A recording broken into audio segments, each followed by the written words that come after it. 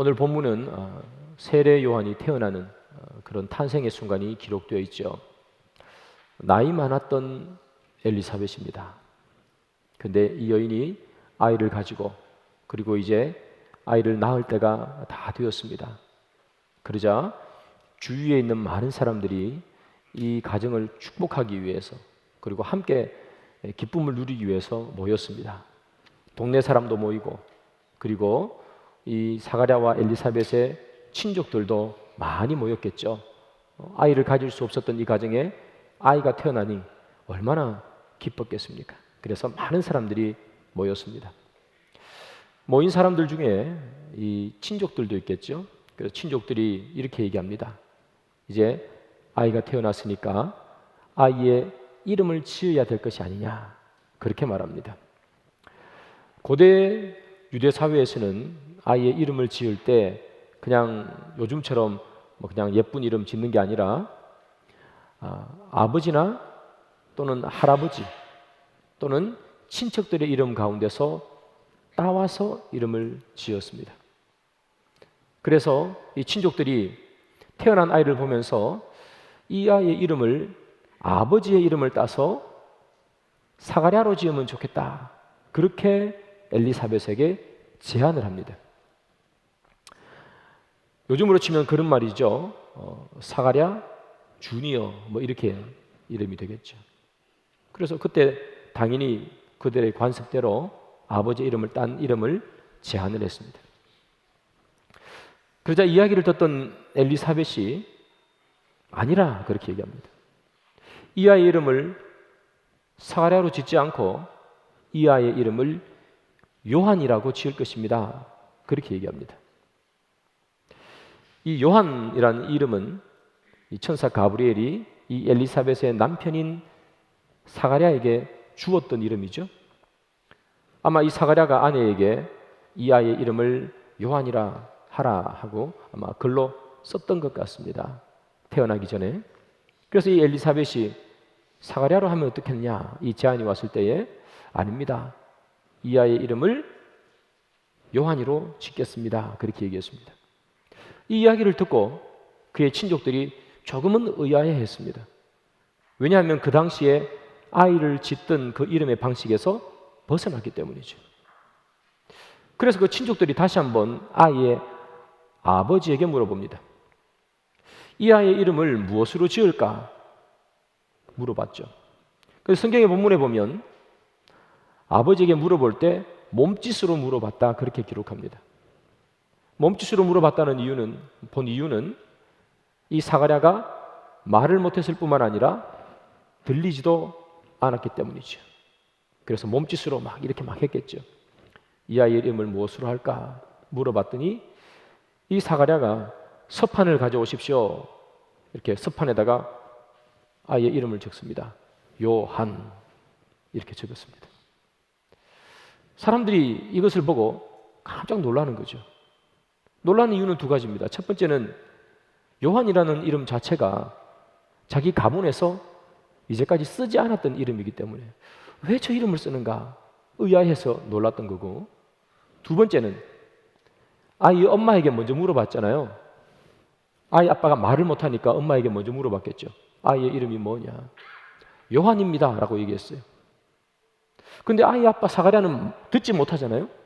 근데 서판에다가 이름을 쓰는데 엄마가 말한 것과 똑같이 요한 이렇게 썼단 말이죠. 그러니까 그 광경을 목격한 사람들이 이게 도대체 어떻게 된 일인가 하고 약간 놀랐습니다. 여러분, 지금 이 사가랴와 엘리사벳은 이 아이의 이름을 가브리엘 천사가 그들에게 예주한 그대로, 물론 하나님께서 가브리엘 천사에게 이야기해 줬겠죠. 하나님이 주신 이름 그대로 요한이라고 쓰기로 결심하고 결단한 겁니다. 그래서 사람들 앞에 요한 이렇게 말하는 거죠. 그렇다면 하나님께서는 왜 이 아이의 이름을 정해주시는가? 아이의 이름을 짓는 것은 부모의 권한이지 않습니까? 부모가 지으면 될 것을 왜 하나님께서는 굳이 이 가정에 개입하셔서 아이의 이름을 정해주시는가? 부모들이 그냥 아이의 이름을 짓도록 내버려두면 되지 않을까? 그런데 왜 아이의 이름을 하나님은 일부러 지어주시는가? 그것도 이 아이가 태어나는 가문하고는 전혀 상관이 없는 그 이름을 왜 지어주시는가? 그것은 이제 태어난 이 아이가 사가랴 가문과 아무런 관계가 없이 자라가야 될 아이이기 때문에 그렇습니다.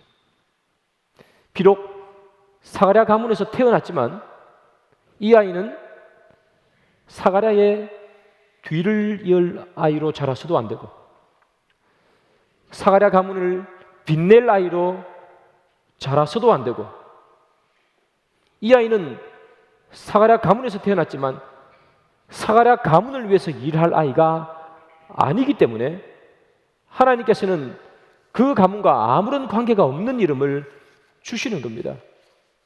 이 아이는 자라서 이 사가랴 가문을 위해서 일해야 될 아이가 아니라 하나님을 위해서 일할 아이, 주의 길을 위해서 일할 아이, 하나님께서 쓰실 아이가 이 아이이기 때문에 하나님께서는 이 아이에게 이름을 지어주면서 나는 이 아이를 쓰겠다. 이 아이가 한 인간의 가문이 아닌 나의 일을 위해서 내가 사용하겠다 하는 그 의지가 아이의 이름을 지어주는 것으로 드러나는 거죠. 사가랴가 서판에다가 이름을 씁니다. 사람들이 물어보지 않습니까? 뭐라고 이름을 지을까? 서판에다가 요한 이렇게 지었습니다. 가브리엘 천사가 말해줬기 때문에 그냥 적는 게 아니고요. 요한이라고 적는 이유는 무엇인가 하면 이제부터 이 아이는 내 뒤를 이을 아이가 아닙니다. 내가 제사장이니까 이 아이도 자라서 나를 뒤를 이어서 제사장으로 일할 아이가 아닙니다. 이 아이는 우리 가문을 위해서 사용되어질 아이도 아닙니다.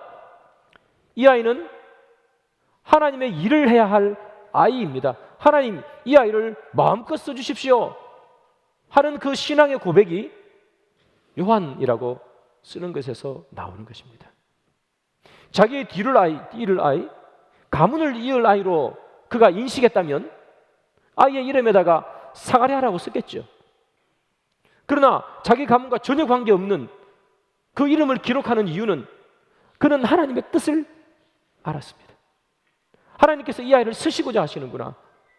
그렇다면 내가 이 아이를 하나님께 내어줘야 하겠구나. 이 아이는 사가랴 주니어가 아니라 우리 가문과 관계없는 요한이어야 하느니라. 사가랴는 그런 신앙의 고백을 담아 서판에 요한이라고 기록하는 것입니다.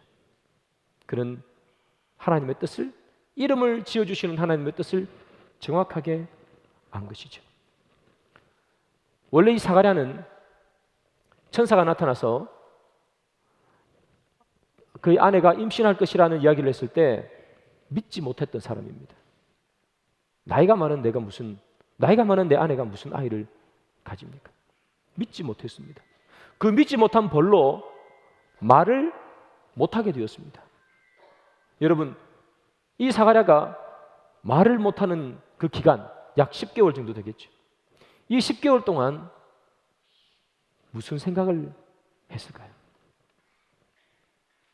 말을 못하는 그 답답한 10개월 동안 그의 머릿속에 계속 맴돌았던 생각은 무엇일까요? 천사가 말하지 않습니까? 내가 내 말을 못 믿는구나. 너는 말을 못할 것이라. 천사의 그 말이 떨어지기 무섭게 사가랴는 혀가 뻣뻣해져서 말을 못했습니다. 무슨 생각이 들었을까요? 집에 가서 시간이 조금 지나니 아내가 아이를 가졌습니다. 그렇게 갖고 싶은 아이였습니다. 평생을 갖고 싶은 아이였습니다. 그런데 아이가 생기지 않았습니다. 그런데 천사가 말합니다. 내 아내가 아이를 가질 것이라. 그랬더니 시간이 조금 지나자 이 아내가 아이를 가졌습니다. 사가랴 마음속에 무슨 생각이 들었을까요? 천사가 말하는 대로 되는구나. 현실이 되는구나. 그가 예언한 것이 농담도 아니고 거짓도 아니구나. 그가 예언한 것이 내 눈앞에 펼쳐지는구나. 이루어지는구나. 그가 경험하지 않았습니까? 사랑하는 여러분, 그는 그 놀라운 일들을 바라보면서 그때부터 뭘 하기 시작하는가 하면 그때부터 기대하기 시작합니다. 기대. 사가랴는 원래 기대하지 않는 인생이었다고 말씀드렸죠. 기도는 했지만 기대하지 않는 인생이었습니다. 그런데 천사의 말이 하나둘씩 현실이 되어가고 실현되어가고 눈앞에서 이루어져 가는 것을 보면서 그는 기대하지 않던 인생이 기대하는 인생으로 바뀌게 됩니다. 그래서 그는 말을 못하는 그 10개월 동안 말 못해서 너무 답답했겠지만 그의 마음속에는 기대로 가득 차 있었습니다. 아기가 태어날 것에 대한 기대감, 그리고 이 아이가 태어나면 아이의 이름을 요한으로 붙여줘야지 하는 그 기대감, 그리고 천사 가브리엘이 말한 것처럼 이 아이가 하나님의 사람으로 쓰일 그 기대감, 가브리엘이 말한 것이 다 현실이 되어버렸기 때문에 가브리엘이 말한 이 아이를 하나님께서 쓸 것이야 한 그것이 현실이 되어질 그 기대감을 품고 그는 10달을 지냈습니다. 그리고 아이가 태어나자마자 서판에다가 이름을 적습니다. 요한. 그것은 하나님, 내가 기대하는 대로 이 아이가, 천사가 예언한 대로 이 아이가 움직이게 하옵소서. 그런 기대와 소망을 품은 신앙 고백으로 요한이라고 기록하는 거예요. 그렇다면 이 가브리엘 천사가 이 아이가 태어나면 무슨 일을 할 것이라고 예언했는지 한번 보겠습니다. 누가복음 1장 16절 17절입니다. 이스라엘 자손을 주 곧 그들의 하나님께로 많이 돌아오게 하겠습니다. 그가 또 엘리야의 심령과 능력으로 주 앞에 먼저 와서 아버지의 마음을 자식에게, 거스르는 자를 의인의 슬기에 돌아오게 하고 주를 위하여 세운 백성을 준비하리라. 이렇게 가브리엘이 예언했습니다. 이 예언의 핵심은 두 가지입니다. 이 아이는 무엇을 하는 아이인가? 첫 번째는 돌아오게 하겠습니다. 이 아이는 돌아오게 하는 역할을 합니다. 많은 사람들을 주님 앞으로 돌아오게 하는 일을 이 아이가 할 것이라. 두 번째, 이 아이가 해야 할 일을 예언한 것은 무엇인가? 준비하리라. 주의 길을 예비하고 준비하는 일을 이 아이가 하리라. 가브리엘 천사가 예언했습니다. 이 사가랴는 이 가브리엘 천사의 예언을 잊지 않았습니다. 자기가 말을 못하고 아내가 임신하고 하는 것을 통해서 현실이 되는구나. 그러면 가브리엘 천사가 말한 저것도 이루어지겠구나. 마음속에 기대감을 품었습니다. 그리고 아이가 태어났습니다. 그의 혀가 풀리고 그가 예언합니다. 사가랴의 예언을 한번 보겠습니다. 누가복음 1장 76절 77절. 이 아이여, 내가 지극히 높으신 이의 선지자라 일컬음을 받고 주 앞에 앞서가서 그 길을 준비하여 주의 백성에게 그 죄 사함으로 말미암는 구원을 알게 하리니 라고 예언합니다. 사가랴의 이 예언은 핵심은 두 가지입니다. 첫 번째는 준비하여, 이 아이는 주의 길을 준비하게 하옵소서. 가브리엘 천사가 예언한 예언과 똑같습니다. 한 가지 더 예언합니다. 주의 백성에게 그 죄 사함으로 말미암아 구원을 알게 하리라. 주의 백성들이 구원을 알게 하는 것, 주님께로 돌아오게 하는 것. 가브리엘 천사가 예언한 이 아이의 할 일 두 가지가 똑같습니다. 가브리엘 천사는 예언했습니다. 이 아이는 준비하는 아이, 돌아오게 하는 아이가 될 것이라. 그것을 잊지 않고 있었던 이 사가랴는 마음속에 그것을 꼭 품고 있다가 아이가 태어나자마자 예언합니다. 이 아이는 준비하는 아이가 되게 하시고 이 아이는 백성들로 하여금 돌아오는 아이가 되게 하옵소서.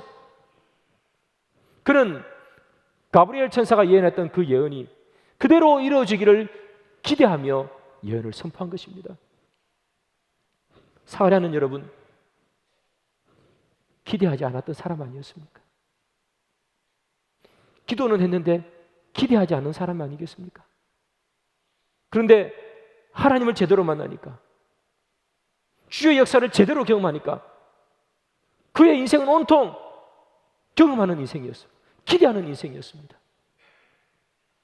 10달이라는 그 긴 시간 동안에 말을 못해서 얼마나 답답했겠습니까? 그러나 그는 말을 못해 답답했을 뿐 그의 마음속에는 기대감으로 가득 차 있었습니다. 이 아이가 태어날 기대, 이 아이에게 요한이라는 이름을 붙여줄 기대, 이 아이가 자라서 주의 길을 예비하고 백성들을 돌아오게 할 그 놀라운 은혜를 이끌어갈 그 기대감으로 이 사가랴는 그 10달을 보낸 것입니다. 그래서 그 10달은 말을 못해 답답했지만 그러나 그에게는 절대로 역경과 고난의 시간이 아니었습니다. 기쁨과 감사의 시간이었습니다. 성경을 읽어보십시오. 사가랴가 혀가 풀리자 제일 먼저 말한 것은 뭡니까? 찬송입니다. 그는 찬송하고 싶어서 어찌할 줄을 몰랐습니다. 찬송하고 싶어서, 여러분 그 답답했던 것이 입이 풀리면 왜 내가 이 10개월 동안 말을 못하느냐, 화를 내고 욕해야 될 수도 있지만 이 사가랴는 그렇지 않았습니다. 혀가 풀리자 그는 놀랍게 찬송한, 하나님을 찬송하니 64절에 나오잖아요. 기대감이 있었기 때문에 말 못하는 그 기간이 그에게 절대로 고난이 아니었습니다. 기쁨의 시간이었습니다. 하나님을 제대로 만나는 사람, 하나님의 역사를 제대로 경험하는 사람에게는 기대함이 생기는 겁니다. 기대함이 생기면 소망이 생깁니다. 기대함이 있으면 희망이 생기는 것입니다. 기대감이 있으면 답답하고 때로는 역경 같고 고난 같은 그 시간도 여기 나온 이 사가랴처럼 기쁨으로 보낼 수 있게 됩니다. 왜? 기대가 있기 때문입니다.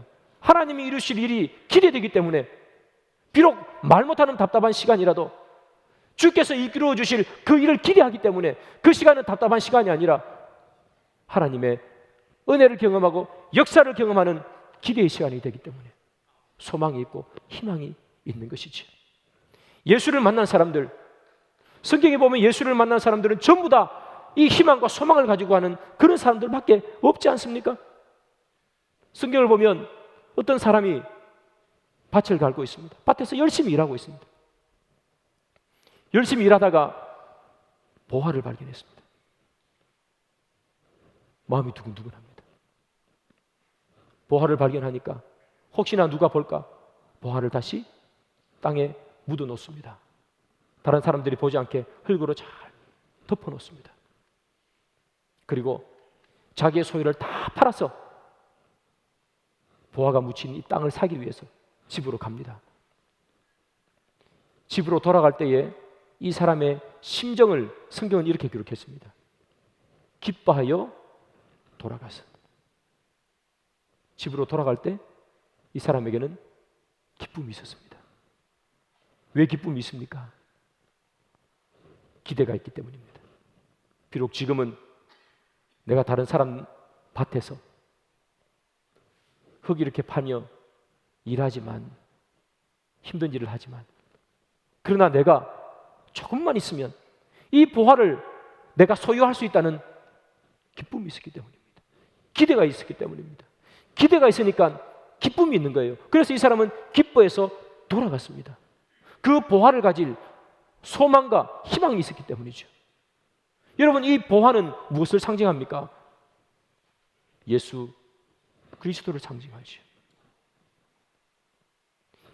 예수를 만날 소망, 세상 사람들이 알지 못하는 예수를 내 품에 품을 소망, 예수를 만난 기쁨, 그 기대가 있기 때문에 이 사람은 집으로 돌아가는 가운데서도 기쁨이 있었고 마음속에 흥분이 있었고 계속해서 심장이 두근두근 뛰는 기쁨이 그에게 있었다는 거예요.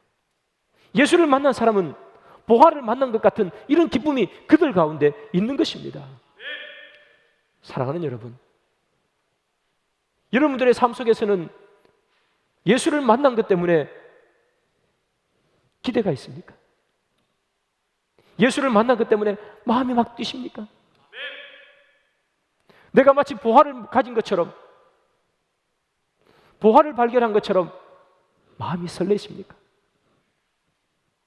예수님께서 내 인생에 개입해 주시기를 바라보며, 비록 내가 지금 힘들고 어렵을지라도 예수님께서 내 인생 속에 뛰어들어오실 것을 여러분 기대하고 계십니까? 아니면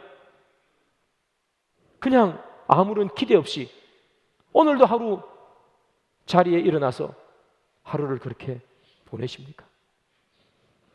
사랑하는 여러분,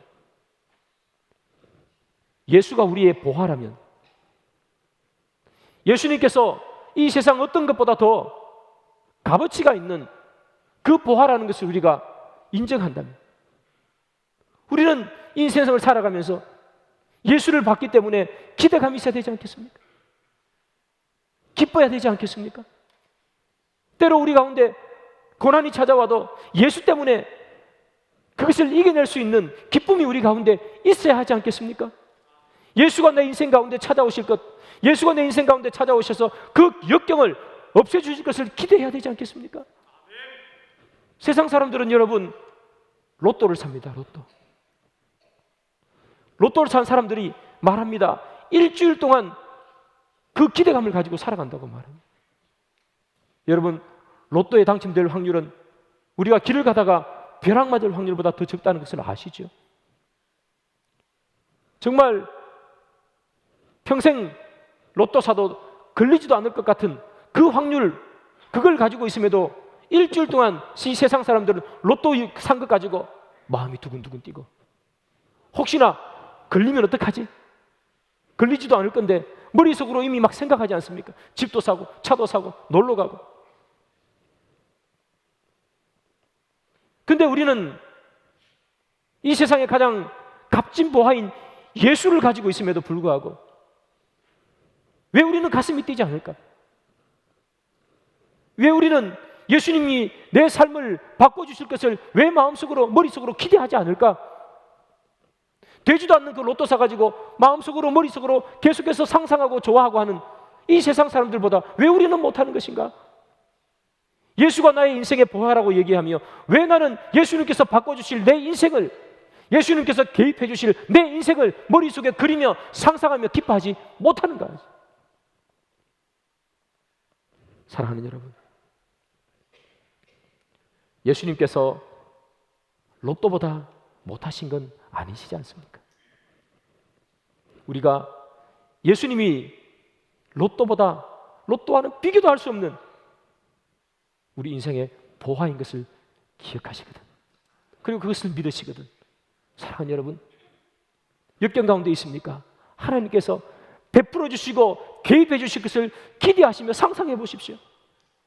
하나님께서 여러분들에게 묶인 것을 풀어 주실 것을 상상하며 기대해 보십시오. 그 기대는 현실로 바뀔 줄 믿습니다. 사랑하는 여러분, 사가랴를 보십시오. 사가랴는 말을 못했습니다. 왜 말을 못했습니까? 천사가 말합니다. 내 아내가 아이를 가질 것이라. 근데 사가랴가 뭐라고 얘기합니까? 다 늙어서 무슨 아이를 가집니까? 그는 기대하지 않았어요. 아무런 기대가 없었습니다. 그래서 말을 못합니다. 기대하지 않으면 이루어지지 않습니다. 기대하지 않으면 말을 못하지 않습니까? 기대하지 않는데 어떻게 이루어집니까? 사가랴의 이 입이 언제 풀립니까? 아이의 이름을 요한이라고 쓸 때 풀리잖아요. 요한, 그가 서판에다가 그 이름을 적은 이유를 말씀드렸죠. 하나님께서 이 아이를 써주실 것을 기대합니다. 우리 가문의 아이가 아니라 주의 일을 위해서 쓸 이 아임을 기대하고 소망합니다. 요한 쓰는 거 아닙니까? 그러니까 그의 입이 풀리지 않습니까? 사랑하는 여러분, 기대하면 풀리는 거예요. 왜 풀리지 않을까요? 기대하지 않기 때문이죠. 말씀의 결론을 맺습니다. 사랑하는 여러분, 예수님께서는 우리의 보호가 되십니다. 로또는 비교할 수도 없습니다. 우리가 예수의 제자라고 하는데 왜 기쁨 가운데 주님께서 베풀어 주실 놀라운 일을 기대하지 않습니까? 여러분들의 가정에 어려움이 있습니까?